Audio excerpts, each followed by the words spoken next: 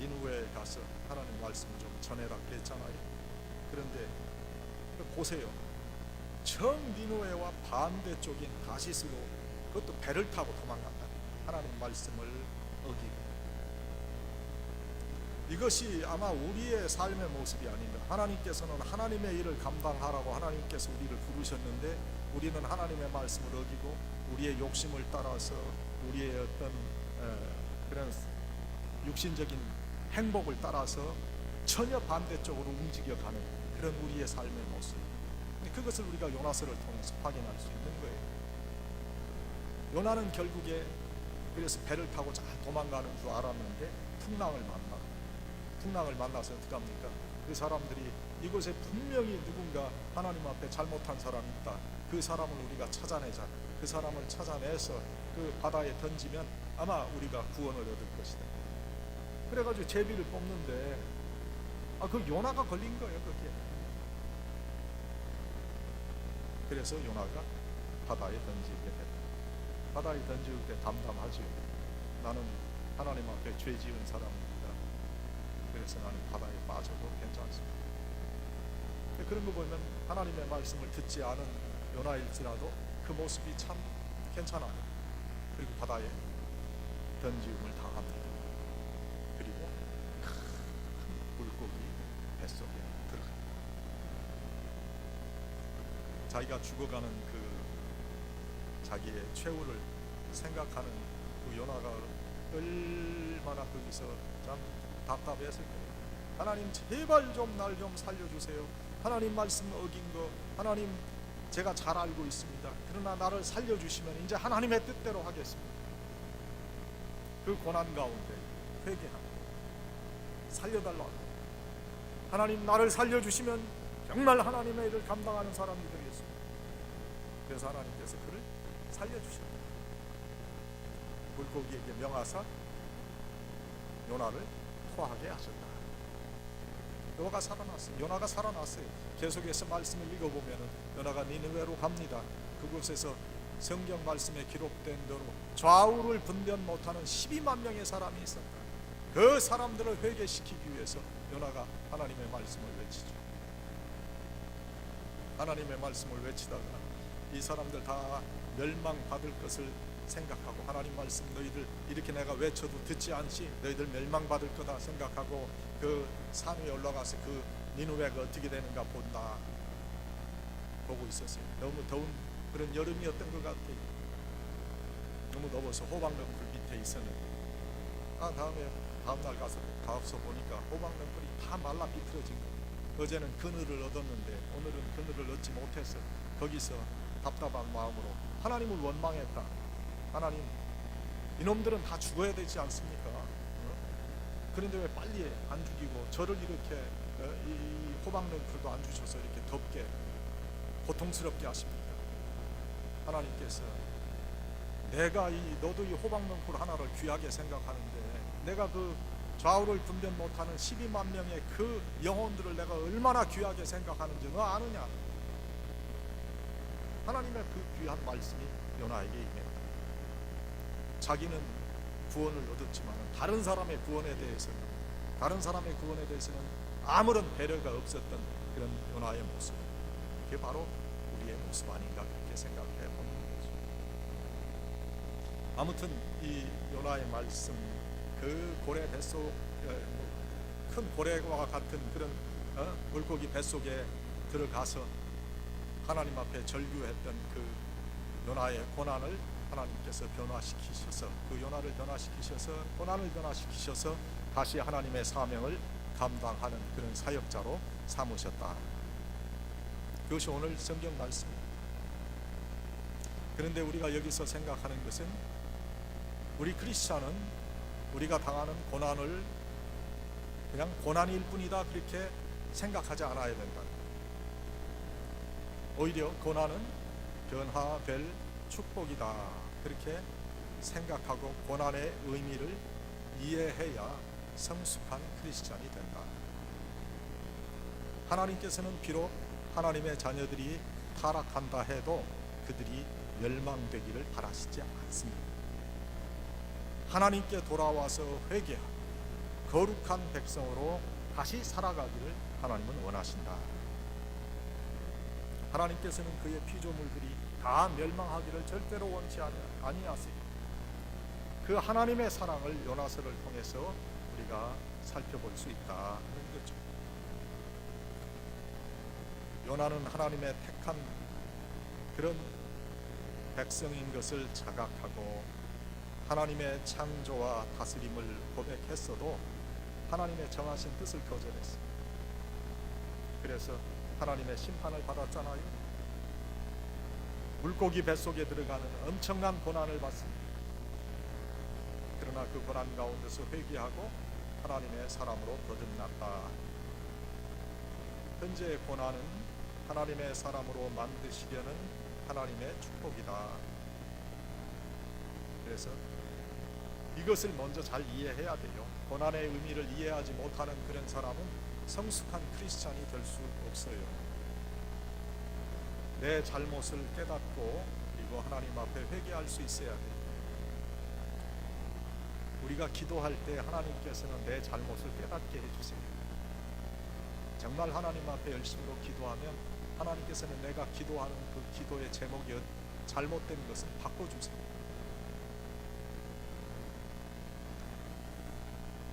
그리고 하나님의 뜻을 깨달은 후에는 회개하고 사명자의 역할을 감당할 수 있어야 된다는 거죠. 먼저 고난의 의미를 깨달아야 되지요. 신앙적 관점으로 왜 나에게 이러한 고난이 주어졌는가를 깨닫는 은혜를 구해야 됩니다. 하나님의 나를 향한 마음을 헤아릴 수 있어야 된다. 그 많은 사람 가운데서도 하나님은 나를 향한 계획이 있고 나를 향한 인도하심이 있는 거예요. 우리가 신앙생활 할 때 하나님은 나에게 관심이 없다고 여러분 혹시 생각하는 그런 생각을 하시면 참 잘못된 거예요. 하나님은 여러분 한 분 한 분에 대해서 엄청난 관심을 가지시고 계세요. 때로 우리가 이런 고난을 겪어도 그 고난의 의미를 잘 이해한다면 그 고난은 분명한 축복으로 변화되어 갈 것이다. 어떤 분이 그 트루니에라고 하는 스위스 의사가 인생에는 4계절이 있다 그런 말을 했어요. 태어나서 20세까지가 봄이고 20세에서 40세까지는 여름이고 40세에서 60세까지는 가을이고 60에서 80세까지는 겨울이라 이렇게 트루니에의 말한 말이 있죠. 근데 인생이란 누구를 막론하고 이런 찬설이 내리고 낙엽지는 가을을 거쳐서 외롭고 쓸쓸한 겨울을 누구나 다 맞는 거지요. 그런데 우리를 좀 혼란스럽게 하는 것은 봄, 여름, 가을, 겨울의 4계절처럼 어떤 순리를 따라 인생의 4계절이 그렇게 운행되지 않는다는 거예요. 다시 말하면 어느 날 갑자기 불행이 찾아오기도 하고 절망과 실패가 우리 앞을 가로막기도 합니다. 예고 없이 슬픔이 찾아오고 또 질병의 고통이 우리를 찾아오고 또는 죽음이 찾아오기도 합니다.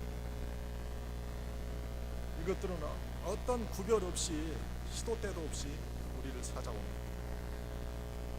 우리 인생에는 항상 어떤 기적과 축복의 평탄한 그런 인생만 있는 게 아니에요. 살다 보면 고난이 올 때가 더 많아요. 그 고난을 당할 때 하나님을 믿는 성도와 종교인과의 차이를 우리가 어떻게 그것을 고난을 대하는가에 따라서 구별을 할 수가 있어요. 여러분은 절대로 종교인이 돼서는 안 돼요. 우리 기독교를 세상에서는 종교라고 합니다. 그러나 저는 절대로 종교의 카테고리에 세상 사람들은 우리를 집어넣지만 우리는 종교인이 돼서는 안 돼요. 종교인들은 율법을 따라 살고 윤리적인 그런 어떤 규율을 따라 삽니다. 그러나 우리는 하나님의 은혜로 사는 사람. 우리가 선한 행위로, 바른 행위로, 의로운 행위로 구원을 얻는 것이 아니라 예수 그리스도의 보배로운 피로 구원을 얻기 때문에 우리는 그런 종교의 카테고리에 들어갈 수가 없다. 즉 성도는 신앙을 가진 자요. 신앙이 무엇이에요? 신자는 믿을 신자고 앙자는 우러를 앙, 한문으로 그렇게 표현을 하는데, 전능하신 하나님, 살아계신 하나님, 천지를 만드신 하나님, 인간의 생사화복을 주관하시는 하나님을 믿고 그분을 바라보며 그분께 도움을 구하고 그분만을 믿고 따르는 그 사람을 성도라 그렇게 말합니다. 그래서 성도는 어떠한 고난이 온다 할지라도 넘어지거나 쓰러지지 않고 낙심하지 않고 포기하지 않고 고난을 잘 극복하고 이겨내게 되어 있다. 오히려 고난 속에서 더 큰 하나님의 축복을 받는 거예요. 그래서 성도는 어떤 고난이 와도 잘 이겨야 돼요. 전능하신 하나님을 확신하고 그를 의지하면 이길 수 있다. 하나님의 깊은 뜻과 섭리를 알 수 있어요. 시편 119편 71편에 보면 고난당한 것이 내게 유익이라 이로 인하여 내가 주의 율례를 배우게 되었나이다 하는 고백이 있습니다. 또 고린도후서 12장 7절에 보면 사도 바울의 이러한 고백이 있어요. 여러 계시를 받은 것이 지극히 크므로 너무 자고하지 않게 하시려고 내 육체에 가시 곧 사단의 사자를 주셨으니 이는 나를 쳐서 너무 자고하지 않게 하려 하심이니라. 그래서 고난 속에서 주님의 특별한 은혜를 체험하고 하나님의 뜻을 발견하는 사람이 바로 믿음을 가진 성도다. 하나님께서 우리를 고난 속에서 단련시키셔서 더 큰 하나님의 사람으로 이끌어가는 그러한 하나님의 뜻을 꼭 여러분들이 이해할 수 있기를 바랍니다. 베드로전서 4장 12절에서 14절까지 이런 말씀이 있어요. 사랑하는 자들아, 너희를 시련하려고 오는 불시험을 이상한 일 당하는 것 같이 이상히 여기지 말라. 오직 너희가 그리스도의 고난에 참여하는 것으로 즐거워하라. 이는 그의 영광을 나타내실 때에 너희로 즐거워하고 기뻐하게 하려 합니다. 너희가 그리스도의 이름으로 욕을 받으면 복 있는 자고 영광의 영 곧 하나님의 영이 너희 위에 계심이라. 고난하면은 여러분들 성경에 나오는 사람 중에서 누구를 생각합니까? 제일 먼저 우리가 기억하는 사람 욥아니에요. 그 욥은 엄청난 고난 속에서 하나님을 버리라고 그랬지만 하나님 버리지 않았죠. 원망도 안 하고 불평도 안 했어요. 오히려 모든 것을 잃었지만 주신 자도 하나님이시고 취하신 자도 하나님이시라 고백함으로 모든 것이 하나님의 섭리와 뜻대로 움직임을 고백했습니다. 엄청난 고난 속에서 그는 모든 것을 하나님은 다 알고 계시고 자신을 단련해서 정금같이 귀하게 만드시는 그 하나님을 믿고 말씀으로 고난을 물리쳤다. 하나님은 이 욥을 고난을 이기게 하신 후에 축복하셔서 많은 것을 주시고 자녀를 10남매를 더 주시고 물질은 배를 더 주셨다. 성경이 기록하고 있습니다. 또 건강과 장수의 축복도 주셨다.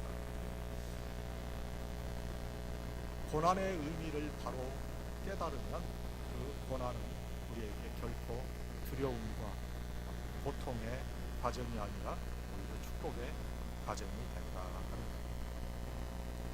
그 다음에 회개에 합당한 삶을 살아야 되죠. 요나가 큰 물고기 뱃속에서 하나님 앞에 회개했잖아요. 무엇이 잘못됐는지 무엇이었는지, 무엇이 고난의 원인이었는지를 깨닫게 된다면 회개하고 회개에 합당한 삶을 살 수 있어야 합니다. 그러면 신앙의 사람으로, 축복의 사람으로 다시 세워지게 되는 거죠. 회개에 합당한 삶을 살지 못하면 고난 속에 머무르게 되는 거예요. 오늘 본문에 나타난 요나는 회개함으로 다시 삶을 얻었어요. 우리가 다윗을 잘 알지요.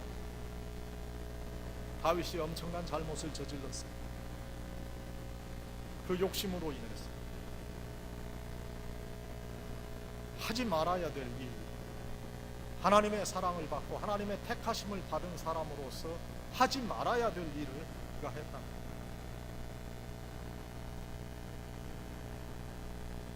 십계명에도 분명히 기록이 돼 있는데 남의 아내를 탐했다는 거죠.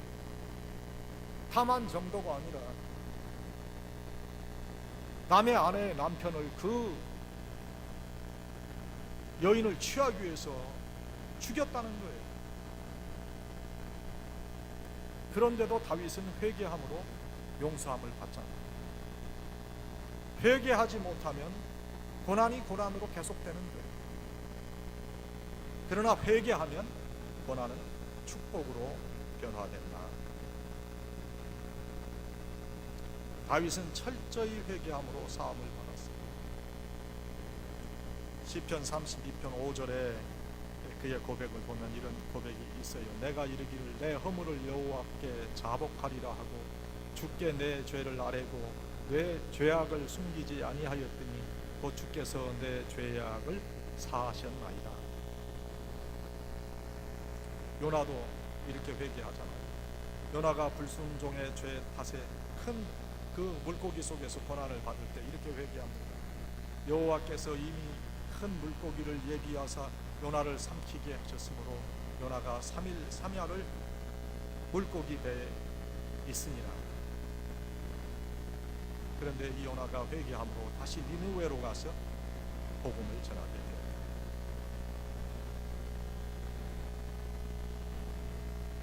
또 우리가 이 회개하는 그런 귀한 모습을 예수님께서 보시고 칭찬하신 세리의 그 모습에서 우리가 발견할 수 있습니다. 세리는 하늘을 우러러보지 못하고 통곡하는 회개를 하나님 앞에 드렸습니다. 세리는 멀리 있어서 감히 눈을 들어 하늘을 우러러보지도 못하고 다만 가슴을 치며 가로되 하나님이여 불쌍히 여기옵소서 나는 죄인으로 소이다 하였느니라. 누가복음 18장 13절의 말씀. 요즘에는 회개들이 없어요. 내가 다 잘 믿는 것으로 생각하고 내가 신앙생활 잘하는 것으로 생각하고 내 모습에는 아무런 잘못이 없다고 생각하는 것이 우리의 모습입니다. 하나님께서 나의 잘못을 영적으로 무엇이 잘못된 것인가를 깨닫게 해 주시라는 기도가 있어야 되고 하나님께서 깨달음을 주시면 그 잘못을 회개하는 심령이 되어야 내게 당하는 고난이 축복으로 변화됩니다. 다음에 사명을 잘 감당해야 되겠죠. 요나는 깨닫고 회개하고 하나님의 뜻에 순종했어요. 하나님의 부르심에 순종하고 하나님께서 주신 사명을 잘 감당했다. 그때 자신의 삶에 하나님의 능력이 머무는 것을 확인하게 되었다. 시편 119편 71편에 고난 당한 것이 내게 유익이라 이로 인하여 내가 주의 율례를 배우게 되었나이다 하는 그런 말씀이죠. 우리가 잘 아는 그 일본의 여류 작가인 미우라 아야코 빙점이라는 책도 썼죠. 고난이 주는 의미에 대해서 이런 말을 했어요. 미우라 아야코의 말입니다. 병들지 않으면 드리지 못할 기도가 있습니다. 병들지 않으면 믿을 수 없는 기적이 있습니다. 병들지 않으면 들을 수 없는 말이 있습니다. 병들지 않으면 가까이 할 수 없는 성소가 있습니다. 병들지 않으면 절대로 볼 수 없는 하나님의 영광이 있습니다.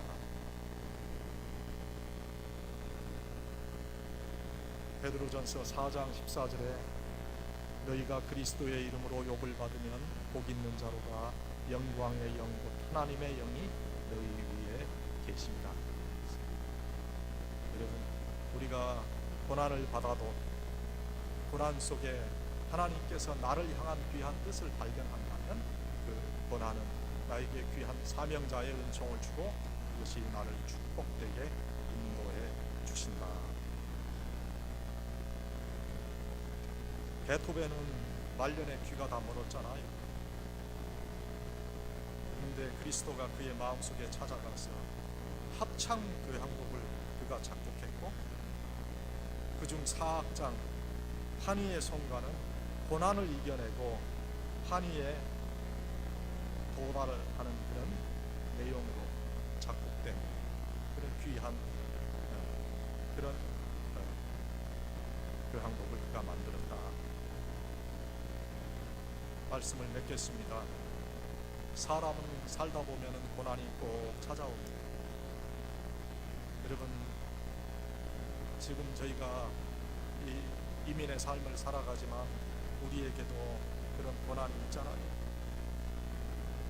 경제적으로 여러 가지 어려움을 당하시는 그런 분들도 있고, 정신적으로 여러 가지 힘들고 어려운 그런 분들도 있고, 영적인 고난을 겪는 그런 분들도 있어요.